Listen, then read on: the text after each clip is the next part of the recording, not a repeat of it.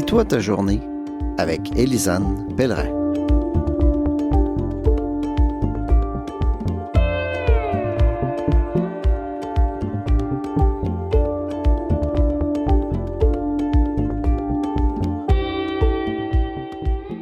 Bienvenue à C'est toi ta journée, une émission où on parle avec des personnes qui sont discriminées. Je suis Élisane Pellerin, j'ai un doctorat en sciences politiques. Je parle surtout dans mes travaux d'inclusion. Et aujourd'hui, on est avec un nouvel invité pour l'épisode 2, M. Kevin Breton, qui nous fait l'honneur d'être avec nous en studio. Bonjour Kevin. Allô Élisane, bonjour. Kevin, on se connaît quand même depuis quelques années, donc on va se tutoyer si tu permets. Ben oui, je connais tout ici. Je connais même votre technicien. Oui, Kevin, qui est un ancien ici de la station. C'est ça, le studio. Qui nous a quittés parce qu'il est rendu trop big pour nous. Oui, non, c'est pas ça. Mais je me sens quand même à la maison ici quand je reviens.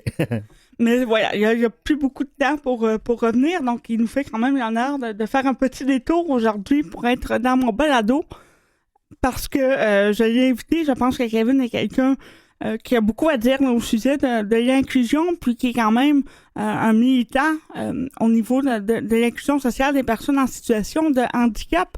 On a beaucoup entendu parler dans les médias de Kevin. Tu faisais aussi des chroniques à une époque pour Urbania, qui était quand même très lu, qui était un peu cocasse. Et donc, maintenant, tu es rendu à Radio-Canada, rien de moins quand même. Ouais. Oui, oui, Urbania, c'est pas mal la plateforme qui m'a emmené vers d'autres médias après. J'écrivais là, en même temps que je travaillais pour un organisme de défense de droits qui s'appelait qui s'appelle toujours Execo. Oui, Execo, qui travaille encore là, à la défense des droits. Oui, ça fait comme 50 ans que cet organisme-là existe. Puis en même temps que je m'occupais des communications pour cet organisme-là, j'aime beaucoup la création, j'aime beaucoup le monde médiatique. Je voulais pas trop m'éloigner de ça. Donc, je me suis comme trouvé un petit travail à la pige là-bas où je livrais des chroniques à tous les 2 semaines sur un peu comme c'était quoi de vivre avec un handicap. Puis ouais, ça a quand même permis de me faire connaître. Tu sais, je pense même qu'ici, chez Canal M, comme la première fois que j'étais pas ici, les bureaux dans ce temps-là étaient sur René Lévesque. La première fois que j'étais venu, c'était pour parler de ces chroniques-là. Ça m'a donné l'occasion de rencontrer des gens que tu connais aussi, Lisanne, Michael et Thibault de Portrait de Montréal. Oui. Parce qu'eux aussi travaillaient avec Urbania. Fait qu'à partir de là aussi, ça m'a comme permis de me créer un plus grand réseau. Fait qu'Urbania a vraiment été comme le point de départ, je pense, là, de ma carrière. Oui, parce que t'es journaliste, en fait, de profession. Là, nous, on s'est connus dans des cours de sciences politiques, mais c'était des cours que tu prenais là, en option, là. Ouais, j'ai fait une année. En fait, c'est après mon bac en com. Je savais pas trop encore ce que je voulais faire. J'aimais beaucoup l'université, j'aimais beaucoup Sherbrooke. C'était tout de suite après la grève étudiante de 2012, ce qui m'a quand même assez allumé politiquement et tout ça. Fait que j'ai juste décidé d'aller faire un certificat en même temps que je pouvais m'occuper du poste de rédacteur en chef. Oui, c'est vrai, tu étais rédacteur en chef là-bas, je me rappelle. Oui, au Journal étudiant, le collectif. Fait que je prenais pas vraiment au sérieux mes cours. C'était comme plus pour garder mes prêts et bourses. J'ai passé genre tous mes cours à entre 60 et 70%. J'étais pas très bon. J'étais vraiment pas très bon. Mais ça me permettait de prolonger mon expérience universitaire puis de m'aligner un peu sur ce que je voulais faire après. Et pourtant, moi, je me souviens, t'avais l'air quand même à ton affaire dans les cours. Moi, je me rappelle du cours sur l'ONU. Je sais pas si on était ensemble dans ce cours-là. Oui. Ça, c'était un cauchemar pour moi. Ce cours-là, j'ai vraiment rien compris. En fait, c'était très du par cœur. Il fallait comme apprendre des libellés. Oui, il fallait apprendre la charte et tout. Là, c'est ça. Puis, moi, j'avais juste pas la discipline pour ça. J'étais pas intéressé vraiment par ça. Fait que je m'en suis tiré par la peau des fesses. Ah bon? Mais je suis contente de savoir que c'est cette image-là que je dégageais, mais en vérité, j'étais pas très, très bon. Mais en même temps, je te regardais de derrière. Là, j'étais assise derrière toi, puis on avait quelques conversations sympathiques d'ascenseur, parce qu'on prenait l'ascenseur ensemble, mais on se parlait assez peu à ce moment-là. Là, on a commencé à se parler un peu plus tard, parce qu'on s'est recroisés à quelques reprises. Entre autres, après Canal M ou avant Canal M, tu me diras, mais t'as été à Ami-Télé. J'étais aussi un peu, j'ai fait quelques entrevues là-bas, donc on s'est croisés là, entre autres. Tu as été lauréat d'une bourse à Ami-Télé aussi? Oui, j'ai été lauréat d'une bourse. Merci de souligner, Kevin. Je vais le dire, parce que on peut souligner mon CV. Tant qu'à se tirer des fleurs, c'est ça. On va le faire mutuellement. Puis oui, c'est ça, après on s'est revu chez Ami-Télé, là, où j'ai travaillé pendant 8 saisons. Oui, et là, tu viens de quitter Amitélie, Ouais. Kevin, pour d'autres défis. Ben, Entre autres, les Jeux, tu vas être un commentateur pour les Jeux olympiques de Paris, quand même, rien de moins. oui. Ben, tu sais, c'est déjà de quoi que je faisais avant, depuis Oui. les Jeux de Tokyo puis les Jeux de Pékin. C'est juste que je cumulais cette job-là avec mon travail d'animateur chez Amitélie. Ce qui faisait des grosses semaines, Oui, en France. oui. Une semaine sur deux, on avait un tournage chez Amitélie. Donc, ça me faisait une semaine sur deux où je travaillais 6 jours semaine. C'était trop. Comme j'étais tanné, j'avais le goût d'avoir du temps pour moi, pour écouter la télé, gamer, passer du temps avec ma blonde puis mon chien, puis Oui, juste ben, comme Ça vivre. aide toujours le couple là, d'être à la maison C'est au moins une journée par semaine. Là. Oui, puis j'avais un petit peu fait le tour aussi parce que c'est un très beau siège pour apprendre le métier, celui Oui. d'animateur là-bas. J'en ai profité pendant longtemps. J'ai comme travaillé dans un environnement de travail professionnel. J'ai découvert plein de monde super compétent Oui, les aussi. gens sont très gentils là-bas. Ouais, tu sais, autant l'équipe que les gens qu'on recevait comme invités. Mais je me dis que ce siège-là, il était aussi temps que je le laisse à quelqu'un d'autre qui puisse en profiter, tu sais, puis l'utiliser oui. pour comme tremble. Je trouvais que c'était un bon moment pour le faire avant, tu sais, qu'on rentre dans un rush olympique puis Oui. un rush paralympique. Est-ce que tu sais quel sport tu vas commenter? Oui, comme je l'avais fait à Tokyo, toutes les épreuves de pelouse, donc les lancers du marteau, disque, Oui, je me souviens de ça. javelot, marteau, disque, javelot, saut en hauteur, saut en longueur, triple saut. Je t'avais Sur la écouté perche. juste parce que c'était toi, en fait, et j'avais appris sur la lancée du javelot quand même. C'est des sports assez intéressants, pour vrai. Puis c'était c'était une première expérience de description pour moi. Oui, oui. Puis c'est des sports très cadencés où, tu sais, c'est un athlète à la fois. C'est un bon environnement pour commencer de la description sportive. Oui, c'est sûr que de faire du hockey, C'est ça. doit être- j'y connais rien, mais faire du hockey, ça doit être plus difficile. Là. Par exemple, tu sais, les sports où c'est vraiment un sport cadencé, là, ça va être Oui. plus compliqué. Fait que là, t'as un athlète à la fois et tout ça. Fait que j'avais bien aimé ça, puis j'ai hâte de recommencer parce que c'est quand même de beaux sports. Tu sais, ce qui est cool, c'est que on va très probablement, je touche du bois, mais mon collègue Niels Olivetto et moi, d'écrire des médailles et peut-être même une médaille d'or olympique pour le Canada. Oh! Parce qu'aux derniers mondiaux d'athlétisme, les deux Canadiens, les deux personnes qui ont remporté l'épreuve du lancer du marteau, autant chez les hommes que chez les femmes, ce sont les Canadiens, Ethan Katzberg et Cameron Rogers. Ils sont en pleine ascension. Fait qu'on a tu sais, c'était le fun à Tokyo, mais les performances canadiennes étaient moins là, sauf Damien Warner qui a remporté le décathlon. Là, on risque d'avoir plusieurs médailles dans plusieurs disciplines, fait que c'est super excitant. Donc, quand même, vos espoirs sont hauts. On veut pas mettre de pression à personne. C'est ça, Ethan Hein? Katzberg, là, si tu nous écoutes, non, Ouais, compte sur ça. il m'écoute à toutes les semaines. Ben, c'est adressé diffusé à travers le Canada, je pense, Canalène. On est à travers le Canada. On est partout, on est dans le monde entier, Kevin, et tout le monde sait à quel point je suis rendu une vedette, donc j'imagine, là, comme écoute, jusqu'en Australie, bonjour Australie. Ouais. C'est sûr que bon, mon accent est à revoir, là, mais bon, L'accent c'est ça. australien. C'est un détail, je travaille à tous les soirs sur YouTube. Sinon, maintenant, que tu es journaliste, que tu travailles pour Radio-Canada, est-ce que tu as d'autres rêves ou d'autres étapes que tu veux pour ta carrière? Dans 10 ans, tu te vois où au niveau du journaliste, Kevin? Je pense que je me vois même plus en journaliste dans 10 Oh! ans. Tu t'en vas où? Idéalement, tu sais, comme moi, j'aimerais ça dans un horizon pas si lointain. J'allais dire prendre ma retraite, mais tu sais, j'aurais pas les moyens de faire ça, là, mais j'aimerais ça être loin de la ville, avoir un jardin, juste écrire à temps partiel sur des projets. Oh! Fait que, tu sais, j'apprécie énormément l'expérience journalistique que j'ai à Radio-Canada en ce moment. J'en apprends vraiment beaucoup sur le journalisme. C'est un super environnement de travail. Sauf que j'ai pas envie, tu sais, j'ai pas des grandes ambitions de faire des documentaires, de couvrir l'international, tu sais, je suis bien dans ce que je fais en ce moment, je profite à 100%, mais j'aimerais ça un jour rentrer dans des terres que je ne possède pas encore, parce que le marché fait que c'est difficile d'avoir des terres en ce moment, mais rentrer dans mes terres, avoir une maison, un jardin, écrire à temps partiel, avoir une longue barbe, peut-être brasser ma propre bière. Avoir une longue barbe C'est ça. et brasser ma bière. Oui, puis de pas avoir à me couper les cheveux parce que je fais de la télé puis on me dit de me couper les cheveux, tu sais. Fait que j'aspire plus à ça, mettons, dans 10 ans.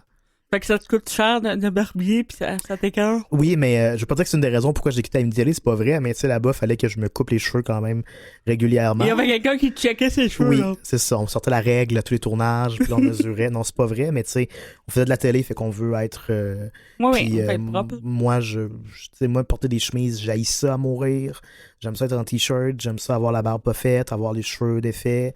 C'est pour ça que je fais de la radio dans la vie. Bon point, c'est ça. Kevin. Mais là, bientôt, on va avoir un shooting photo parce que je vais être co-chef d'antenne pour les Jeux paralympiques à Paris. Affaire de rien. Là. C'est ça, un petit titre. Mais tu sais, on va comme animer, ma collègue Geneviève et moi, Geneviève Tardif, les genres d'émissions de début d'après-midi, fin de soirée qui résument les Jeux paralympiques de la journée. Donc là, je vais devoir à nouveau être bien mis. Est-ce que tu vas aller à Paris ou est-ce que tu le fais à partir de Montréal? On fait presque tout à partir de Montréal, malheureusement. Donc, moi, je suis à Montréal. Pour les Jeux paralympiques, tu sais, question de budget, un peu comme les Jeux olympiques, ici en remote, comme on dit. Donc, presque toutes les épreuves sont décrites de Montréal, de Pointe-Saint-Charles, dans un studio. Puis, il y en a quelques-unes qui sont décrites sur place et on a des journalistes qui sont aussi là-bas pour faire les entrevues dans ce qu'on appelle les mix zones. En même temps, l'accessibilité à Paris n'est pas encore prête. Donc, c'est peut-être mieux pour toi de ne pas y être. Oui, c'est un enjeu. Les transports en commun, en général, à Paris, ils ont comme des doutes puis des craintes de est-ce que ça va être prêt? Les locaux sont comme... Il va quand même avoir un système de code QR pour passer d'une zone à une autre. Question de sécurité, très compliquée aussi à Paris. Puis, ils l'ont dit, là, il n'y a pas longtemps, Emmanuel Macron a fait ses vœux olympiques. Puis on lui a posé la question sur l'adaptation des transports en commun, puis il a dit on sera pas pris. Oui, j'en parle. Je travaille avec à Sans Détour, qui est une émission aussi à Canadian, puis on en parle toutes les semaines. Là, je fais l'actualité, puis ça, à toutes les semaines, on a quelque chose à dire là-dessus. Mm-hmm. On n'est pas au jour et on sera pas prêt, là, clairement. Non, ben tu sais, je pense que c'était... Je sais pas, t'es-tu déjà allé à Paris? Non. Je suis passée à Paris en escale, mais je me suis pas beaucoup promenée. C'est compliqué. Le métro a vraiment pas d'allure. Puis il est vieux, fait que c'est vrai que ça aurait été compliqué d'adapter le métro au complet. Mais quand il y a eu les Jeux olympiques puis paralympiques de Londres en 2012, il y avait une station de métro qui était vraiment ancienne et très, très profonde. Mais elle était juste à côté du village olympique et du village paralympique. Fait que là, le gouvernement britannique était comme ça, pas de bon sens, qu'on va faire venir les meilleurs athlètes handicapés au monde. On va leur dire, cette station de métro-là qui est juste à côté de où vous allez habiter, vous ne pourrez pas la prendre. Oui, c'est trop gênant, tu sais. Fait qu'ils ont comme mis, là, ça a coûté des centaines de millions de dollars pour adapter précisément cette station de métro-là. Donc, il va en avoir une adaptée à tout le moins. Mais... Oui, mais à Londres, c'est pas si pire. Londres, c'est une des villes que j'ai vues où le métro était le plus facile à naviguer. Oui, tu t'es quand même beaucoup promené en Europe, toi. Ouais, un petit peu en Allemagne, Belgique, Paris, puis l'Angleterre. Moi, je fais des escales, puis généralement, je vais pas trop loin de l'aéroport, moi, parce que je sens que je veux m'éviter des problèmes et être à l'heure pour mon prochain vol. Mais tu t'en vas où quand tu fais escale en Europe? Je travaille beaucoup en Afrique, moi. Je travaille beaucoup en Afrique de l'Ouest, donc on fait escale en Europe, puis c'est ça, j'essaie de pas me mettre dans le trouble, donc quand je sors de l'aéroport, j'essaie de rester pas loin, et souvent, je décide de pas sortir pour des questions d'accessibilité, justement. Parce que, de toute façon, j'ai 6 heures d'escale, puis sur mes 6 heures d'escale, j'ai 4 heures à m'obstiner pour que le chien puisse aller faire son pipi. Donc, il me reste 2 heures. Faut que je sois là un peu de l'avance. Donc, ça me donne pas beaucoup de temps pour aller voir Paris et la Tour Eiffel, là. Donc, malheureusement, la plupart du temps, là, je passe ma vie à l'intérieur des murs de l'aéroport à m'obstiner pour des questions de chien d'assistance, de fauteuil, de pipi de chien. Bon, ça marche comment dans les aéroports? Est-ce qu'il y a comme des salles pour les chiens pour leurs besoins? Ou vous devez... Et la plupart du temps, ils n'ont pas de salle parce que, bon, on n'est pas rendu là, on est juste en 2024, Kevin. Donc, la plupart n'ont pas de salle et donc, on arrive en escale, ils ne veulent pas nous laisser sortir pour des questions de sécurité. Et donc, ils me disent que le chien ne pourra pas faire pipi, malheureusement. Mais bon, pour aller en Afrique, on parle de 20h, 22h. Le chien ne peut pas juste ne pas faire pipi. Donc, il faut que je m'obstine. Et souvent, ça dure 3-4 heures. Et le chien, bon, se serre les fesses à côté de moi. Je finis toujours par l'avoir parce que, bon, je suis quelqu'un De toute façon, j'ai pas le choix. Il faut qu'un chien y aille avant le prochain vol. Sinon, il va faire pipi dans l'avion. C'est pas de sa faute. À un moment donné, il peut pas se retenir à vitam aeternam. Ah, c'est atroce. J'avais jamais pensé Et à donc, ça. oui, à chaque fois, il faut que je m'obstine. Je dis, laissez-moi sortir avec quelqu'un de la sécurité. Au pire, sortez le chien sans moi. Le chien rentrera pas des bombes de lui-même. Là. Il est pas dressé à faire Ben ça. voyons donc. Il faut me trouver une solution. Et donc, Ben oui. on finit par trouver quelque chose, mais il y a jamais de protocole d'établi. Ils savent pas quoi faire. Il faut s'obstiner. Souvent, j'ai pas dormi de la nuit. Je me mets à pleurer. Et là, finalement, ils finissent par trouver une solution. Mais c'est toujours extrêmement compliqué. Pourtant, voilà, c'est en Europe, là, ça devrait être facile. Et j'arrive en Afrique et ça se fait en 2 minutes parce que justement, il n'y a aucun protocole. Je leur dis, le chien a envie de pipi, ils comprennent, ils me mettent sur la piste. 2 minutes, c'est fait, on rentre. Donc, c'est toujours extrêmement compliqué. C'est pas nouveau qu'il y ait des chiens à distance. Non, on me dit, ben voyons, on en avait un la semaine dernière. Puis je suis comme, oui, ben vous en aviez un la semaine dernière, vous avez fait quoi? Et donc, voilà. Donc, c'est quelque chose qui est très, très mal organisé. Et même, tu vois, à Washington, par exemple, il y a effectivement une salle avec du faux gazon là, pour les chiens. Mais elle est à l'autre bout de l'aéroport, ce qui fait que tu fais 20 minutes 20 minutes d'autobus pour te rendre, c'est mieux que rien, mais c'est pas super adéquat non plus. Tant qu'à en faire une, il faudrait y penser. Bon, au moins, on a une salle, mais pour le reste, là, c'est extrêmement complexe. Donc, ça, je me disais qu'aux États-Unis, avec le ADA, que ce serait sûrement mieux. Donc, la seule que j'ai vue à date, c'est celle de Washington. Et pourtant, je suis passée aux États-Unis quand même beaucoup. Et les autres, même chose, en question de sécurité, on peut pas sortir un chien, blablabla. Et là, il faut expliquer qu'on veut bien là, suivre les questions de sécurité, mais que le pauvre chien, sécurité ou pas, il va finir par ça. En Belgique, on m'a dit, l'année dernière, en Belgique, je pleurais, puis ça faisait exactement 4h30 que je m'obstinais, et la dame m'a dit, faites-lui faire pipi sur le plancher des toilettes.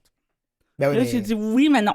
Mon chien est dressé à ne pas faire ça. Il ne voudra pas faire ça. Ben ouais. Et ça ne règle pas le problème. Après, il va falloir ramasser. Et les gens, bon, c'est pas adéquat là, pour les dames qui passent pour aller aux toilettes, évidemment. Et c'était ça la solution. Jusqu'à temps qu'un monsieur très, très haut gradé, un pilote, là, avec tous les grades sur son manteau, vienne me voir et m'a dit, écoute, moi, je vais y aller. Je te vois pleurer depuis 1 heure. Je vais, moi, sortir le chien. J'ai les accès. Il y a personne qui va m'arrêter. Et là, j'ai dit, mon cher monsieur, c'est pas à vous de faire ça. Puis il dit, oui, mais bon, ça fait 4 heures que t'es là. C'est pas moi qui le fais, personne va le faire. Oh, donc, il est parti avec un petit sac. Il est allé faire ça. Il est revenu 20 minutes après avec mon chien tout content, prendre la queue. Très gentil monsieur, mais c'est ça. Il a fallu qu'un pilote très haut gradé se décide à faire quelque chose. Parce que ça faisait 1 heure que je pleurais. Et que la réponse était, ben, fais-lui faire pipi dans les toilettes. Mon chien ne voudra pas faire ça. C'est incroyable. Et ça réglera pas le problème, et c'est pas adéquat là, pour les gens qui sont là, évidemment. C'est pas une réponse, mais c'est la seule réponse que j'ai eue en quand même 4 heures. Et on était en Belgique, on n'était pas à l'autre bout du fin fond d'Afrique. Là. Non, ça me mettrait tellement... J'étais fâchée, mais souvent, voilà, quand je voyage, moi, j'ai quand même une petite soupape de colère là, à sortir. Ouais. Je finis tout le temps un peu fâchée. C'est tout le temps Ouais, très, très, très compliqué. Je m'obstine tout le temps pour plein de choses. Quand c'est pas le chien, c'est la chaise roulante et tout. Comme s'il avait jamais vu une chaise roulante dans un avion. À toutes les fois, ça arrive. Donc, les gens qui voyagent avec moi, j'ai averti d'avance ça. On va prendre minimalement 2 heures là, pour gérer la chaise roulante et les chiens. Prépare-toi. Quand j'ai quelqu'un avec moi, surtout quand j'ai un homme avec moi, ça va mieux. Parce que lui, écoute, lui, il a un certain prestige. Moi, il me regarde un peu de haut puis il m'écoute pas jusqu'à temps que je me mette à pleurer. Penses-tu que le fait qu'on est handicapé aussi... Clairement. Par exemple, en France, la vision des personnes en situation de handicap là, est quand même difficile. Là. Ils ont encore beaucoup de préjugés. Et tu le sens là, dans la façon qu'ils s'adressent à toi que tu es en situation de handicap et qu'ils le considèrent dans leur façon de te parler. C'est triste, mais c'est ça.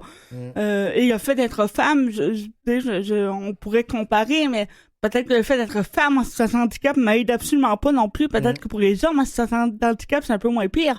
Mais clairement, une personne en situation de handicap, là, essayer de faire valoir tes droits, c'est très difficile. Mais tu l'as vécu aussi. Là, les gens s'adressent à la personne à côté de toi au lieu de s'adresser à toi. Là. C'est comme bonjour, vous pouvez vous adresser à moi. Là, j'arrive à Paris, merci. C'est un classique. C'est un beau classique.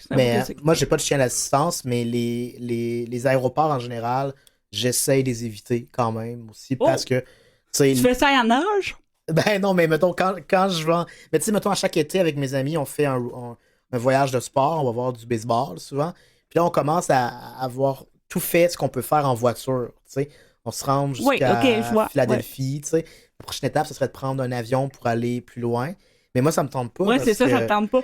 Moi, j'ai bien de le fauteuil, j'ai peur de le briser le fauteuil. perdre. Puis on n'est pas. Ben, tu sais, moi, je suis plus petit aussi. Fait que Oui. le siège par défaut dans un aéroport, je suis pas Il te confortable. convient pas, ouais. Je suis vraiment pas confortable dedans. Si je vais aller aux toilettes pendant un vol, Oui, c'est ça, compliqué. c'est compliqué aussi, oui. Fait que j'aime pas ça, prendre l'avion. J'essaie de le prendre le moins Fait possible. que tu mets du kilométrage sur ton char. Ouais, c'est ça. J'aime mieux Ouais, prendre. moi, ça me rend un petit peu anxieux. J'ai le kilométrage sur ma voiture qui est louée. Donc, je prends l'avion. Mais peut-être que je devrais faire comme toi. Là, je vais y réfléchir. Sinon, on peut peut-être revenir un peu. On est parti tout de suite sur les anecdotes puis sur ton travail de journaliste. Mais si on revient à toi, on a compris évidemment que tu es en situation de handicap. Là, c'est pour ça que tu es ici. Est-ce que tu veux nous parler un peu de ton diagnostic? Moi, c'est le nanisme dystrophique, là, ce qui est marqué sur mon diagnostic médical. C'est une maladie rare.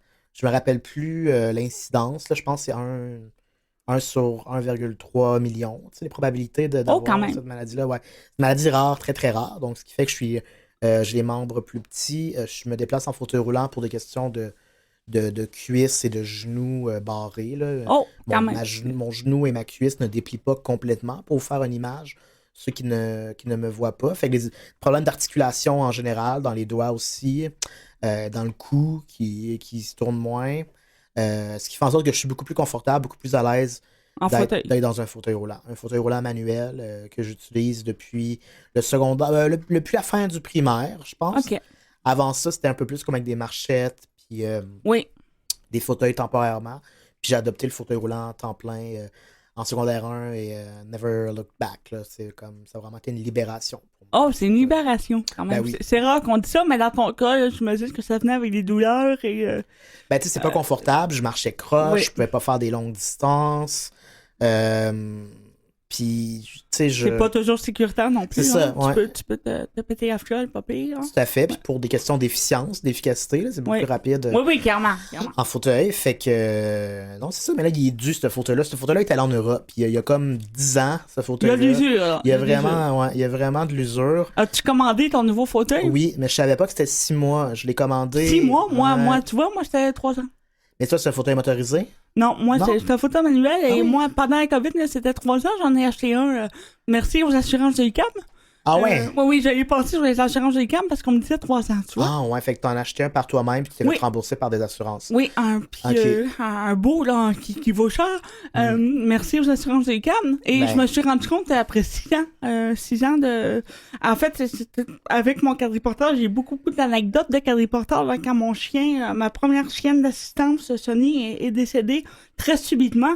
Du jour au lendemain, j'étais plus capable d'aller du tout faire l'épicerie. Et j'habitais seule à Montréal. Et donc, ça causait un problème. Et je me suis acheté donc un quadriporteur. Puis là, ça fonctionnait pas. Le quadriporteur a explosé littéralement. A commencé à faire des fumées très, très noires au milieu du Super C.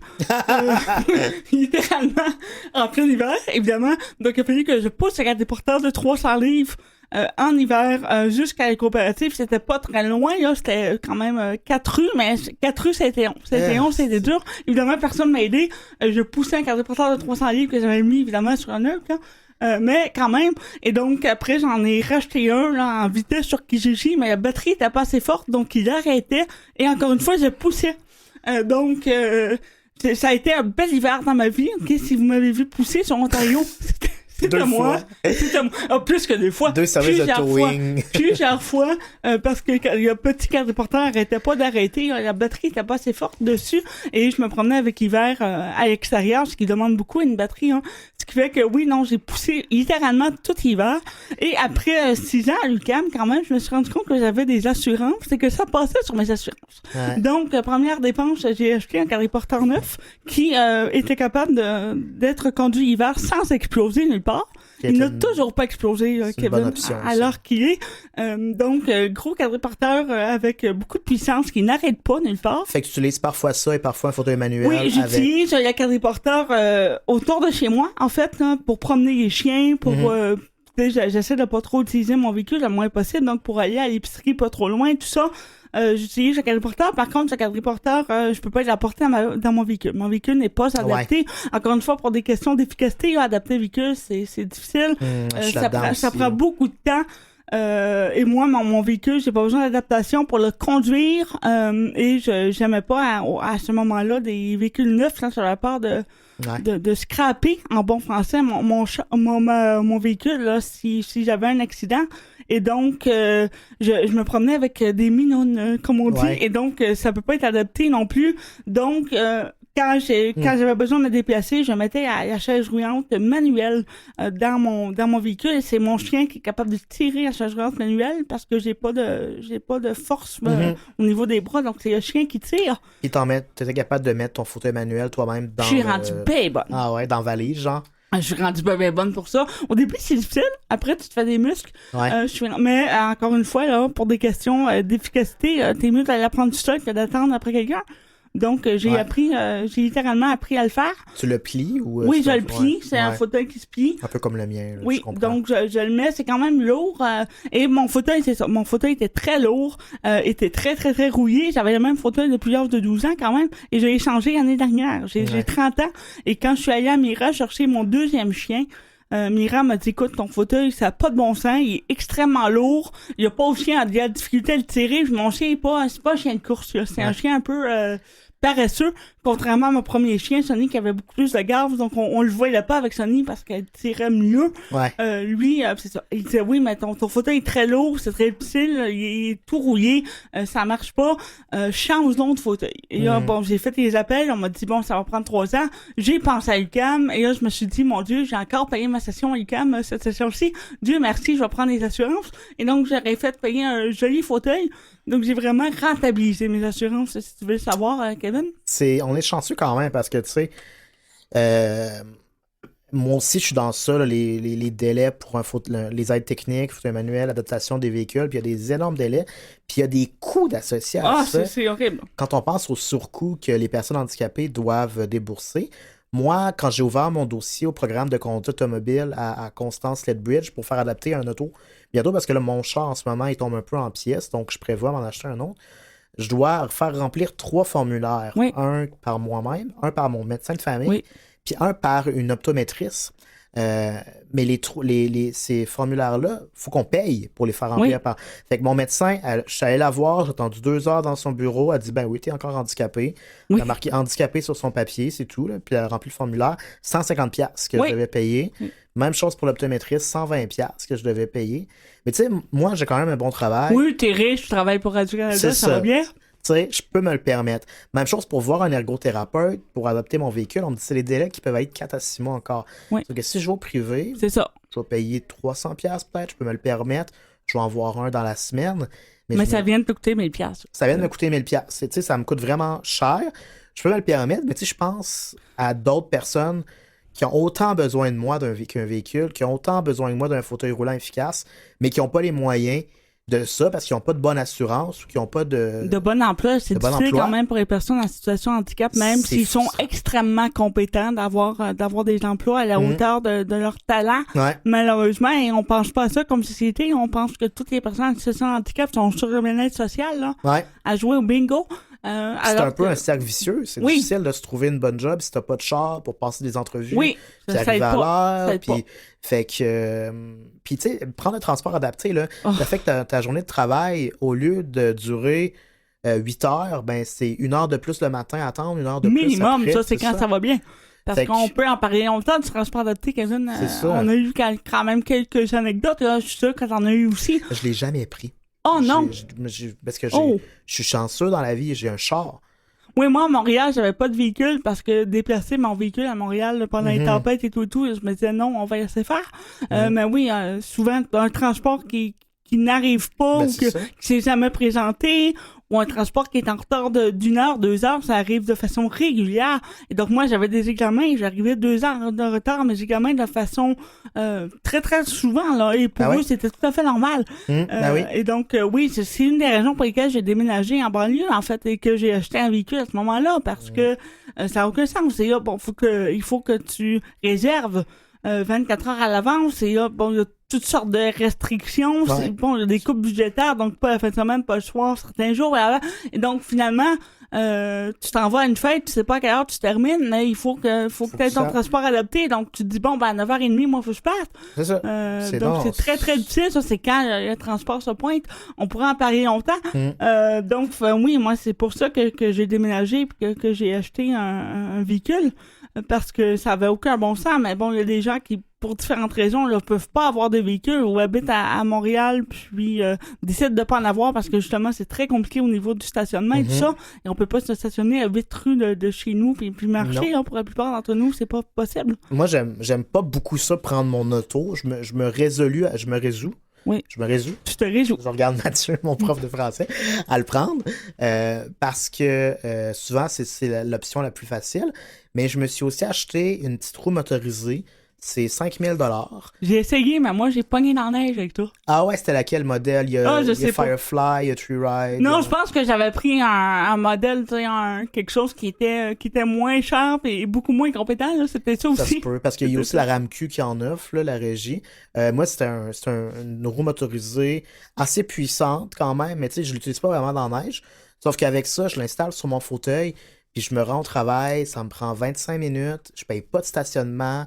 J'attends pas le transport adapté. En moi, elle restait prise. En dehors de la neige, elle restait prise, elle arrêtait. C'était très, très difficile. Okay. Mais peut-être que j'avais pas le bon modèle, effectivement, Kevin. Ouais. D'où le fait que j'ai acheté un quadriporteur neuf. Ouais. Et que j'ai réglé le problème. Ah oui, c'est une bonne option. Moi aussi, j'y avais essayé. Puis probablement qu'avec le bon modèle, ça marche bien. Maintenant que j'ai un quadriporteur, un chien, moi à l'époque, c'est parce que j'avais plus de chien. Ouais. J'attendais mon nouveau chien. Et là, COVID est embarqué, tout ça. Et donc, j'ai attendu mon chien pendant presque 3 ans. Mais avec ton chien, mettons, est-ce que des fois tu fais des longs trajets, mettons, que tu dois faire... Ben, lui, c'est la version très paresseuse du chien Mira, là. Okay. Il aime pas tirer, il aime pas marcher. Donc, c'est peut-être un peu plus difficile avec lui. Avec mon autre chien qui avait plus de gaz, avec Sonny, on pouvait faire 2 heures, là, de traction, elle tirait. Elle m'a sorti du trouble une couple de fois là, à 42 $, mais alors que j'avais besoin de quelque chose, que mon téléphone avait brisé, puis que là, j'avais besoin d'avoir un nouveau téléphone tout de suite pour appeler quelqu'un. Donc, elle me sortit des problèmes plusieurs fois, mais oui, un chien comme ça, elle peut faire une bonne heure facilement. Non plus, il tente pas beaucoup. Il faut l'encourager, il faut le prendre sur une bonne journée, mais un coup mal pris, il va le faire parce qu'il m'aime bien. Oui, quand tu dis mal pris, c'est mettons dans un banc de neige, il va t'aider. Il va m'aider dans un banc de neige, il va m'aider si sa journée tombe sur le côté. Ah ouais, il va comme être capable de te relever. Moi, il est capable de me relever, il est pas capable de relever sa journée, il faut pas trop y en demander. Ah ouais. Quoi que ma journée est à carbone, et tout à fait genre. Ouais. Mais il y aurait pas, il le ferait pas, mais oui, moi, il est capable de me relever. Tu vois, Sonny, à l'époque, comme je te disais, là, j'étais, par exemple, à l'île du Prince-Édouard, le téléphone tombe par terre, il explose, et là, je suis pris au milieu de nulle part, il faut que j'appelle quelqu'un pour venir me chercher, mais je n'ai plus de téléphone. Et donc, on avait fait une grosse heure aller, puis une grosse heure retour pour aller dans un magasin grande surface pour aller me chercher un téléphone. C'était où, à l'île du Prince-Édouard? Je suis allé il y a 2 ans. C'était à l'université de l'île du Prince-Édouard. Okay.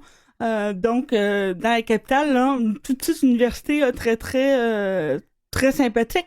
Mais si tu veux savoir... À Charlottetown. À Charlottetown, effectivement. Donc, mais en 5 semaines, j'avais pété 6 téléphones. Okay? Parce que j'avais une pochette là, sur mon chandail, une poche, et je mettais mon téléphone dedans, et quand je me pensais, c'était systématique que le téléphone tombait.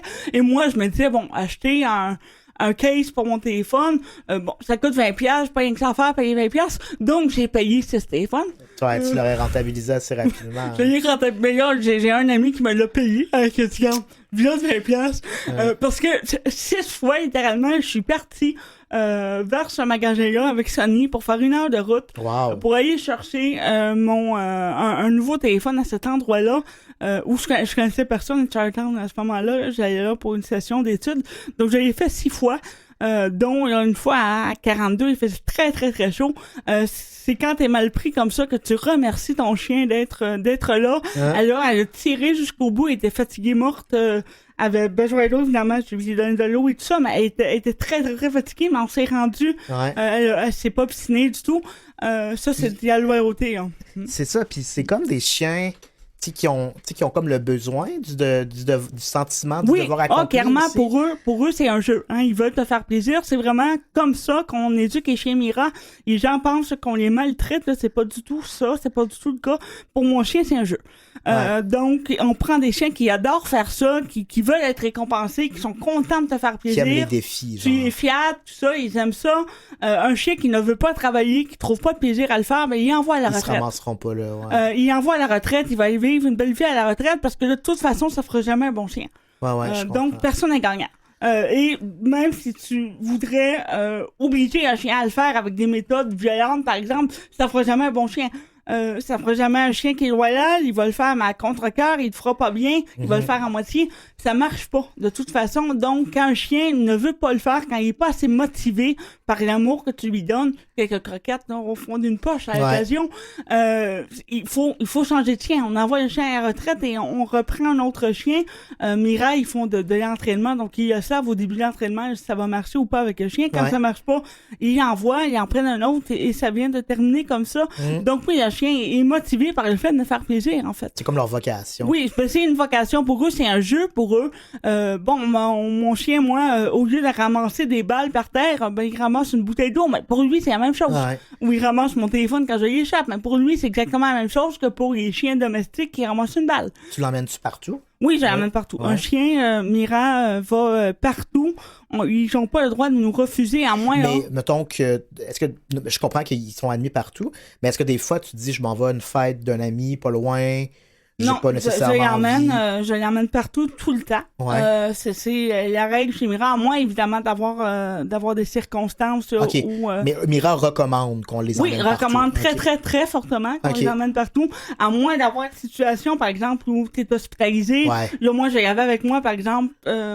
le jour, j'avais avec moi, mais le soir, quelqu'un partait avec le chien pour la nuit, parce que là, évidemment, c'est compliqué. Moi, je suis vraiment refait une BRN, là, fait que je vois des étoiles. Le chien, bon, il faut le sortir, tout ça, c'est un peu complexe. Ou, par exemple, à un moment, je suis allée dans un spectacle au Centre Bell, spectacle qui... je me disais, là, ça marchera pas, là. Clairement, ça marchera pas. Même chose pour les Alouettes de Montréal, hein. Rappelle-toi comment c'est fait. Là-bas, c'est déjà allé. Niveau accessibilité, moyen. Je me suis dit, emmener un chien là-dedans, oublie ça. Donc, j'ai resté à contre-cœur dans l'armoire, mais dès que, tu sais, avec Sonny, c'est arrivé 2 ou 3 fois. Avec Norton, c'est pas encore arrivé. Je le fais vraiment à contre-cœur. Il me manque quelque chose. Je suis pas bien. Et le chien est pas bien non plus. Le chien pleure, il tourne en rond, il sait pas où c'est. Même quand je vais le garder par quelqu'un, parce qu'idéalement, on le fait garder, on le laisse pas tout seul. On peut le laisser seul dans une pièce, il détruira rien, mais il va pleurer, il va tourner, tout ça. Donc, vraiment, c'est vraiment dans des cas exceptionnels. Sinon, il vient avec moi. Et puis, ça vient avec. Je choisis mes sorties en fonction du chien. Quand mes amis vont dans un bar, puis que je me dis, ouf, ça, c'est pas une bonne idée. Moi, les clubs, hein, on oublie ça, là. Du monde qui danse partout, puis les bières sur la tête du chien. Puis les alouettes aussi, que le bruit qu'il y a là-bas, il y a des trompettes. Là, mais il y a un chien, le bruit, ça va.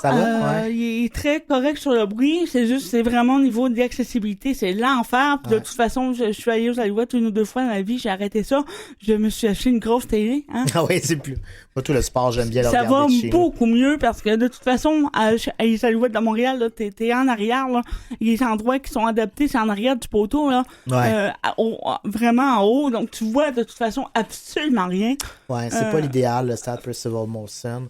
C'est hit or miss, là, je dirais. Es-tu allé au Centre Bell voir les Canadiens, des fois? Non, je suis pas allé voir les Canadiens, mais je suis allé voir des spectacles. Je suis pas une fan de hockey. Je suis allé voir des spectacles, mais... Même si t'aimes pas le hockey, ça vaut la peine pour l'expérience parce qu'au Centre Bell, les billets, la section pour les fauteuils roulants sont quand même près de la glace. Tu sais bien situé. Tu vois bien. J'essaierai ça, Kevin. Je te le conseille. Merci. Ouais. Kevin, je voudrais aussi parler avec toi. Justement, là, du fait d'être une personne en situation de handicap, là, dans la vie de tous les jours, les défis que ça amène, tu deviens un peu un représentant là, des personnes en situation de handicap. Il faut souvent que tu expliques, que tu fasses de l'éducation populaire un peu contre toi. Des fois, un peu à l'épicerie aussi. Hein, il faut que tu interviennes à l'épicerie. Comment tu vis avec ça, toi? Ouais, tu sais, au début aussi, puis comme souvent, on dit que je suis comme un militant de l'accessibilité universelle parce que je soulève des inégalités, des situations discriminatoires Oui. que des personnes handicapées vivent. Puis j'en suis vraiment à me demander en ce moment, est-ce que ça fait de moi un militant de constater des inégalités? C'est ça. C'est pour ça qu'à chaque fois qu'on me dit, puis il y a beaucoup de gens qui font ça, là, que je suis un militant, c'est parce que c'est un terme qui est très peu compatible avec celui de journaliste. Oui. Puis dans la vie, je me On décris essaie plus, de. Ouais. je me décris plus comme un journaliste, même si je fais du journalisme sportif qui a rien à voir avec Des questions politiques ou de, souvent des questions de discrimination. politique sociale et de discrimination par rapport au handicap. Souvent, c'est deux mondes très loin. Mais généralement, on trouve que c'est assez incompatible, ces deux domaines-là, parce qu'on dit quand t'es journaliste, t'es neutre. Oui. Tu dois être le plus neutre possible. Sauf que, tu sais, être neutre, ça veut pas dire de pas constater quand il y a des situations discriminatoires. Il y a un problème, là, t'sais. clairement. Fait que c'est pour ça que c'est un équilibre qui est un petit peu difficile à trouver, dans le sens, est-ce que je devrais me fermer la boîte à cause de mon devoir de réserve et ne pas parler d'une salle de spectacle qui est inaccessible, d'une situation qui est désolante, parce que j'ai un titre de journaliste? Est-ce que c'est lourd de devoir éduquer les gens un peu partout tout le temps? Est-ce que tu trouves ça lourd, toi? Ben, ça va, je te dirais. Je le prends quand même assez bien, mais est-ce que c'est lourd? Je pense que je l'ai tellement intégré maintenant. Tu sais, j'ai 33 ans, 34 ans, puis j'ai un petit peu. Je pense que maintenant, j'ai comme une nouvelle maturité de. Moi aussi, j'ai été ignorant par rapport à plein de situations, tu sais. Il y a bien des trucs que j'ai moi-même été ignorant par rapport à d'autres groupes marginalisés, par exemple. Puis si j'ai été maladroit ou que j'ai posé une question, j'ai apprécié qu'on me réponde poliment. Avec gentillesse. Ouais. Fait que je pense qu'en retour, tu sais, s'il y a des manques de délicatesse, ben j'essaie de... T'es prête à y accepter. Ouais. Fait que tu sais, je peux le faire gentiment. Puis si la maladresse se poursuit, puis il y a comme un peu d'acharnement qui se fait dans la maladresse, ben je vais juste sourire puis passer à autre chose, puis ça va plus peut-être autant gâcher ma journée que quand j'étais peut-être plus dans la mi-vingtaine où j'avais plus de frustration. Oui. J'étais plus frustré par rapport à tout. On est peut-être moins solide aussi là, comme personne. Ouais. On accepte peut-être moins le handicap, ou même si on l'accepte bien, peut-être que c'est le regard des autres, la façon dont les autres nous traitent qu'on accepte moins. Hein. Ouais, peut-être que ça pesait plus lourd à l'époque, puis que là, ben, tu sais, de toujours devoir expliquer c'est quoi, pourquoi je devrais avoir accès à une robe d'accès, tu sais, pourquoi je devrais avoir accès aux mêmes choses que tout le monde. Parce que clairement, ça prend un essai là, pour comprendre pourquoi on a besoin d'une robe d'accès. C'est ça, tu sais. Fait qu'avant, peut-être que ça m'exaspérait un peu plus, puis maintenant, on dirait que c'est plus, je vais répondre, puis je vais pas me border avec ça si jamais c'est compliqué, tu sais, je vais juste passer à autre chose dans la vie. Parle-moi de ta meilleure conversation là, d'épicerie, hein, ta meilleure anecdote avec quelqu'un qui était peut-être ignorant ou...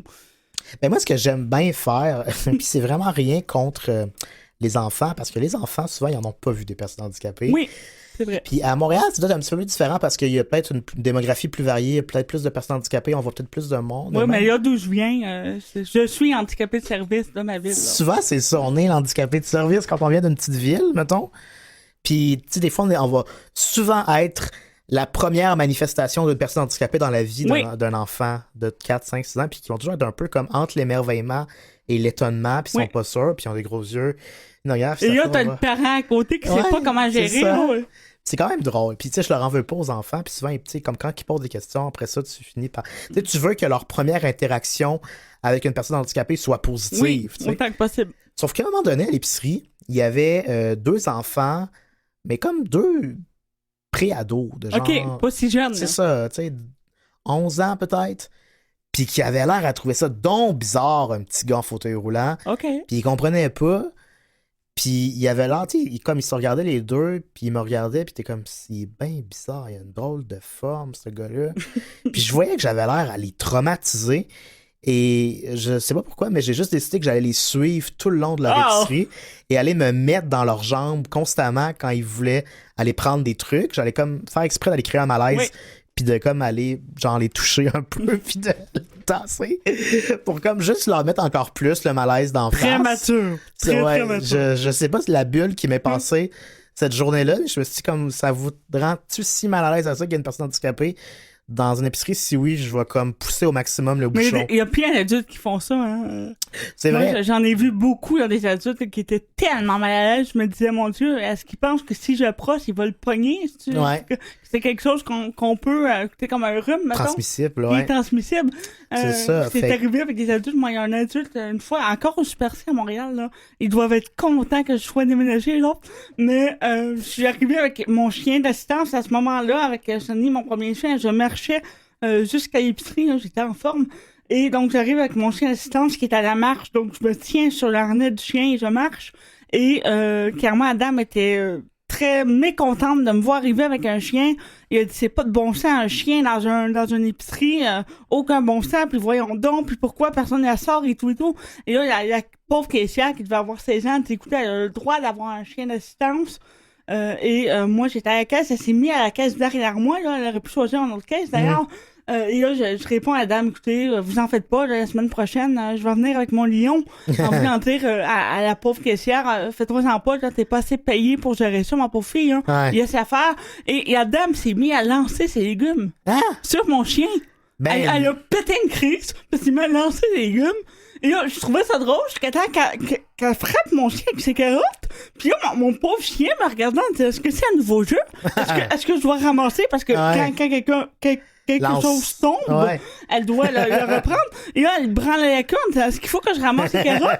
En même temps, c'est très bien qu'elle n'a pas le droit de ramasser la nourriture. Donc là, elle me regardant, en disant, dis-moi quoi faire. Et elle comprenait pas trop pourquoi elle lui lançait des choses dans la face. Oh. Et là, bon, à ce moment-là, je me suis quand même fâchée. Je dis, madame, il y a quand même des limites, là, que vous soyez fâchée. Je comprends que vous attaquez mon chien à coups de carotte, c'est non. Une tabarnak de conne. J'ai le droit d'être là, tu sais. Et donc, ça a vraiment paralysé le Super C. Le gérant est arrivé et tout et tout. Et Adam était avec deux pauvres enfants qui voulaient se cacher en dessous du tapis. Là. Et Adam est juste parti parce que le gérant essayait de lui faire comprendre et elle voulait pas comprendre. Le là. gérant, il est intervenu. Oui, il est intervenu en ma faveur. Il me connaissait, là. Veut pas, là, quand je rentre à l'épicerie, et j'y allais quand même souvent, on me reconnaît. Je suis la fille avec un chien, là. Ouais. Et moi, je dis bonjour de façon sympathique aux employés parce que tout le monde me regarde, là. Fait que Ouais. dans quel cas, je vais être gentil. Donc, vraiment, il est intervenu en ma faveur. Il était gentil, ce monsieur-là. Mais, oui, Adam, complètement, là, très, très en colère. Et souvent, les gens sont en colère, passent un commentaire, voyant le chien, et continue, mais elle m'a suivi au caisse et a lancé ces choses sur mon chien. A perdu au moins 3-4 piastres de carottes à terre. C'était Mais- avant l'inflation, tu me diras, mais quand même. Écoute, il était vraiment fâché. Mais ça, c'est un cas, je pense, de santé mentale. Je pense que c'est le Oui, cas d'une possiblement. personne qui a un- Possiblement. tu peux, tu sais, comme souvent, on voit comme, mettons, des chauffeurs de taxi avoir une réticence de voir un Oui. chien qui embarque, mais comme ils vont pas s'en prendre physiquement au chien, Non, ça, tu sais, c'est la rare, discrimination quand est plus passive. Ils vont J'ai eu comme... quelques coups de pied aux chiens là, dans les épiceries, dans les endroits publics, ce que j'accepte pas non plus. Là. Va gérer ta frustration, d'aller d'à côté, donne pas de coups à mon chien, surtout que mon pauvre chien ne sait pas quoi faire dans ces moments-là, ne répliquera pas, donc va se tasser dans le coin. Du mieux qu'il peut. Il va me demander, là, tu sais, elle m'a demandé comme ça le parier, mais Ouais. je veux dire, me regarder en disant, ben, qu'est-ce que je fais, qu'est-ce que j'ai fait de mal là, pour recevoir un coup de pied, je suis comme, ben, rien à part d'exister, ma pauvre. Donc, tu sais, ça, je n'accepte pas, là. J'accepte les commentaires, j'accepte les questions un petit peu maladroites et tout. J'essaie, comme toi, de répondre gentiment, mais quand on s'en prend à mon chien, Ah, non. j'ai quand même un devoir de protéger mon chien, là. Là, je me fâche. Ouais. Et c'est assez rare que je me fâche, mais là, je me fâche et je fais bon, ben, allez vous gérer ailleurs, là. Si vous vouliez, j'ai des très bons numéros de psychologues dans Montréal. Ouais. Je peux vous donner des références. Ben, pour vrai, ces cas-là, je pense, c'est vraiment des cas de santé mentale. C'est du monde qui sont pas bien dans leur peau. Ouais, ils sont clairement pas bien dans leur peau parce que mon chien, il cute quand même. Là, Ben oui, c'est un beau comment chien. tu peux faire ça? Fait que je veux dire, tu peux ne pas aimer l'idée que le chien soit là. Je peux comprendre à la limite. Tu peux éviter m'arranger C'est ça. parce que t'es mal à l'aise avec un chien. Je peux comprendre. Ça, tu peux avoir peur. Il y a des chien. gens qui me disent, excusez-moi, madame, j'ai peur, je fais pas de problème, il est très gentil, je peux le tenir pendant que vous passez. Ouais. Jusque-là, ça va, mais de là à frapper le chien ou à vraiment là, avoir une crise de colère intense, c'est un cas de psychiatre. c'est arrivé quand même plusieurs fois dans la vie. D'ailleurs, mon chien, déjà, quand Denis Coderre a refusé les pitbulls à Montréal là, pendant un bout de temps, mon chien a été pris pour un pitbull, ce qu'il faut le faire quand même, là, parce que c'est un labrador Zéro, mélangé ben ouais. avec un bouvier bernois, donc un gros chien noir qui ressemble à un ours, là, pour les auditeurs. Ben ouais. Et mon chien a été pris pour un pitbull, et donc on a appelé la police au Dollarama, parce que j'avais un pitbull dans Dollarama. Mais voyons donc. Et là, je me suis dit, écoutez, c'est pas pitbull, puis là, je m'en venais juste chercher du chocolat. Donnez-moi 5 minutes, je vais ressortir, là. Vous en faites pas. Et, La police non. est arrivée Oui, au oui, là, Dollarama. bon, finalement, je me suis dit, bon, OK, on va s'asseoir. Donc, j'ai dit, apportez-moi une chaise, je vais attendre la police. Écoute, bon, j'avais juste ça à faire. Je me suis dit, grosse journée, je vais m'asseoir. Donc, on m'a apporté une chaise, je me suis assise, j'ai attendu la police. Et la police est arrivée. Il a dit, est-ce qu'il y a un problème, madame? J'ai dit, monsieur, ici, pense que mon chien est un pitbull. Il voudrait une intervention, s'il vous plaît. Et là, les deux pas ici, parce qu'ils étaient deux, se sont regardés, ils m'ont regardé, ils m'ont dit, vous me niaisez? Je dis, moi, je vous niaise pas, c'est pas moi qui ai appelé, c'est monsieur, donc vous pouvez gérer ça avec monsieur. Moi, je vais juste attendre. Et donc, ils ont dû expliquer que le chien n'était pas un pitbull, et quand même, si un chien avait été un pitbull, un chien d'assistance reste un chien ouais. d'assistance. Et donc, il n'avait pas à intervenir et de, s'il vous plaît, ne pas appeler la police pour des cas comme ça, parce que la police de Montréal a mieux à faire. Ouais. Et le monsieur était fâché de ne pas avoir raison et parti très en colère. Encore une fois, de Dollarama, on me connaissait bien, donc les dames ont ri, m'ont porté gentiment une chaise et on a entendu la police. Mais pendant ce temps-là, il y avait probablement une fille qui était violentée à quelque part et que la police n'a pas aidé parce qu'il devait gérer le pitbull au Dollarama. Le pauvre chien qui, moi, je m'en venais juste chercher du chocolat, puis le chien n'est pas entré en contact avec le monsieur, là. Il aurait juste pu me laisser passer, puis continuer sa vie. On aurait quand même sauvé une demi-heure. Donc, mais ça fait quand même une bonne anecdote. Là. Si un jour j'écris mes mémoires à Kevin, je le mettrai. Ça ferait un excellent épisode de 19-2, je trouve. Oh, oui, merci, Kevin. S'ils font une nouvelle saison... Peut-être un film un jour. J'ai entendu ça entre les branches. De film de 19 heures, ça serait très bon. Genre de spin-off. Là, toi qui as des contacts là, à Radio-Canada et tout, va nous chercher l'information, tu nous reviendras. Je peux pas en dire plus, mais j'ai entendu dire ça. Oh! On a des primeurs à Canada, tout le monde. Donc, si jamais t'as d'autres primeurs, tu reviendras à mon émission. Ça me ferait plaisir. On fera une chronique les primeurs de Radio-Can. Ouais. Ils font les conversations d'ascenseur de... Les scoops des coulisses. Oui, les scoops des coulisses d'ascenseur de Radio-Can. Merci pour l'idée. Mon balado va être grandement amélioré. Comment à toi, Kevin? Ça me fait plaisir. On te prendra là, dans une pause à Radio-Can. Tu iras te cacher dans les toilettes.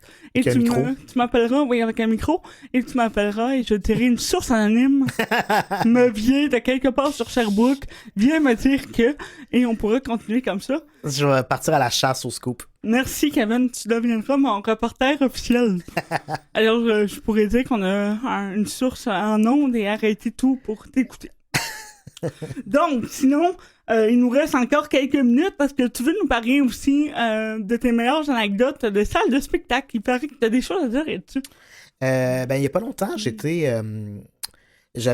Moi, c'est quand même assez rare que je sors beaucoup. Là. Je suis quand même assez ermite dans la vie. Mais là, ça donnait que... je vais peut-être voir 10 spectacles dans l'année, mais ça donnait que j'en avais 3 en 3 soirs. Oh! Ouais, c'était une grosse fin de semaine. Puis les matins, je me lève tôt parce que je fais la radio, à Radio-Canada. Puis, mais c'est pour ça que c'est rare que je sors. Là, j'en avais un le jeudi soir. Je suis allé voir Alice Sapi. Oui. C'était écœurant. Non, c'est pas vrai. Le jeudi, je suis allé voir Bob Royal. Le vendredi, je suis allé voir Alice Sapi. Puis le samedi, je suis allé voir Carquois au Métropolis. Oh, c'est quand même 3 bons spectacles. C'est un bon line-up quand même. Hein? Sur le plan artistique, j'ai passé une très bonne semaine. Mais, tu reviens à l'activité, c'était moins hot. C'était moins hot. D'abord, la chose qui me gosse le plus, je pense, moi, c'est quand... Parce que là, à la Place des Arts, là, où avait lieu Bob Royal, c'était au Théâtre Maisonneuve. Oui. On peut pas acheter des billets en ligne quand on veut un billet dans fauteuil roulant. On doit appeler. Ça m'énerve, ouais. C'est-tu gossant? Ouais. Puis là, à chaque fois j'appelle... On fait partie d'une génération qui aime prendre ses billets en ligne. Là. Ben oui, c'est ça. Puis je comprends pas... Là, comme à chaque fois que je dois appeler, tu t'attends comme 30-40 minutes au téléphone pour parler une téléphoniste, par une préposée au service à la clientèle. C'est un peu infantilisant aussi là, de voir appeler. Surtout que là, on me dit, mais là, je leur dis, tu sais, pourquoi est-ce que je peux pas acheter mes billets en ligne comme tout le monde? On me dit, c'est parce que on veut s'assurer que c'est vraiment une personne handicapée qui achète les billets. Parce que par téléphone, ils peuvent te. Mais c'est ça, par le thème de ma voix, ils peuvent plus le voir. Tu sais, c'est absurde. T'as vraiment un thème de voix qui sonne handicapé. Là, c'est ça, je dis à la fille, je dis, mais comment quelle preuve t'as que je suis handicapé? Puis là, il est comme mal à l'aise. Ah, ben, on a toujours fonctionné de même. Ah, Donc, à chaque bonne fois, réponse. je fais un courriel à la responsable là-bas, puis je leur dis, tu sais, mettez-vous à jour. T'en as fait combien de courriels? Ben, ça fait 3 ans que je suis là-dessus. Puis, pas mal à chaque année, j'en fais. Mais là, j'en ai parlé à un de mes journalistes qui est. Oui, t'as des bons contacts à cette heure. Là, ouais. Tu sais, ça revient à ce qu'on a tantôt, le militantisme puis le journalisme. Là, tu sais, Oui, à un moment donné, c'est parce que tu as le droit aussi d'essayer d'améliorer ta vie. Hein. C'est ça. Puis là, tu sais, est-ce que je fais un anicroche à mon travail de journaliste parce que je rappelle comment ça se passe, moi, dans les salles de spectacle, tu sais. Ouais, parce que t'as pas le goût d'attendre 45 minutes au téléphone. Hein. C'est ça. Fait que là, je sais qu'il y a comme un article qui se prépare là-dedans dans la presse, puis ça fait plusieurs fois que je leur dis à la Place des Arts, puis ils me disent ils me donnent ces raisons-là. C'est quand même la Place des Arts, là. C'est pas quand même un la Place petit des Arts. théâtre du fin fond d'une ville qu'on pourrait comprendre peut-être qu'il y a moins de moyens techniques. Hein. C'est ça, puis c'est ce qui me fâche le plus, c'est qu'ils me disent pas la vraie raison. Ils me disent que c'est pour offrir un accompagnement spécifique aux personnes handicapées. Quand on parle d'infantilisant, c'est ça. Ouais, ben voilà. Mais la vraie raison, c'est que mettre à jour la plateforme de vente, ça coûterait des sous, puis ils veulent pas mettre de l'argent pour ça. Non, c'est ça. Voilà. Au moins, s'ils me le disaient, la vérité, oui, au moins. je serais comme, OK, fine. On va être transparent, là, on n'a pas d'argent pour ça, mon cher monsieur. C'est ça. OK, au moins, dites-moi là, faites-moi pas croire que c'est pour me flatter dans le sens du poil. Oui, parce que clairement, t'as besoin de te faire accompagner parce que t'as quand même 34 ans, là. C'est ça. Rentrer dans une salle par toi-même puis être capable de te placer, c'est difficile. C'est en tout cas. Fait que ça, c'est à la Place des Arts. Le vendredi à Issapi, j'étais allé à l'usine C. Et puis, c'est la première fois que ça m'arrivait, ça, qu'à la salle de spectacle, il n'y avait aucun siège désigné. Tu sais, habituellement, on enlève un siège ou deux, puis c'est comme là qu'on doit se placer. Oui. Puis dans les rangées, il y a comme au bout de l'allée, il y a comme une place. Whatever. Là, on m'a juste conduit, on m'a emmené à la salle de spectacle, puis on m'a pointé un siège normal, comme si je devais devoir me transférer. On m'a dit, c'est votre siège, c'est ça le siège qu'on a. Fait que j'ai dû rester devant, tu sais, comme au devant de l'allée. Ah oui, ça c'est confortable. Tout seul, presque sur le stage. Oui, oui. Parce qu'il n'y avait pas tu sais, le stage, puis le... Fait que c'était bien... C'était un peu malaisant, oui. Ouais, c'était bien malaisant, parce que, tu sais, j'étais avec quelqu'un, j'étais avec ma blonde. Oui. Elle était comme assise derrière moi. Oui, t'sais. Voilà. Donc, t'es au niveau de la conversation. Quand t'as un petit commentaire à passer, Tu peux doucement, pas. on oublie. Ouais. T'étais comme tout seul en avant. C'était vraiment bizarre. Puis au Métropolis ou MTLUS, ça, c'est ce qui me fâche le plus parce que c'est une institution qui a quand même des moyens. Quand tu rentres là-bas en fauteuil roulant, il y a un monte-charge parce qu'il y a comme 2 paliers d'escalier. La plupart du temps, le 3/4 du temps, quand je vais, les doormen, ils bordent pas avec ça, le monte-charge. Ils me prennent à 2, puis ils me montent dans les escaliers. C'est quand même pas idéal, mais bon. C'est pas l'idéal. On fait avec. Là. J'aime pas tant ça, mais peu importe. Sauf que là, je me suis dit, je vais prendre le monte-charge. Le monte-charge est là. Le monte-charge est brisé. Il fonctionne pas. Il me dit, ouais, ça fait une couple de semaines qu'il marche pas vraiment. Une couple de semaines. Là, je suis comme, OK, mais pourquoi vous ne l'avez pas dit, tu sais? Puis, tu sais, moi, on peut me monter parce que je suis en fauteuil manuel. Tu sais, je pèse, tu sais, comme 2 hommes. Oui, t'es pas très lourd. Oui. C'est ça. 2 hommes peuvent me monter 4-5 escaliers. Un monsieur de 300 livres, c'est difficile. Là. Ouais. Mais 4-5 marches, moi, ça va. Mais quelqu'un qui aurait payé son billet pour Carquois 100$. Puis encore là, c'est infantilisant quand même. Moi, je serais très mal à l'aise de ça. Là. Ben oui, puis des questions de sécurité. Oui, aussi. Je veux dire, il faut quitter rapidement la salle de spectacle. Là. Faut que t'attendes qu'il y ait le doorman. On tient ça.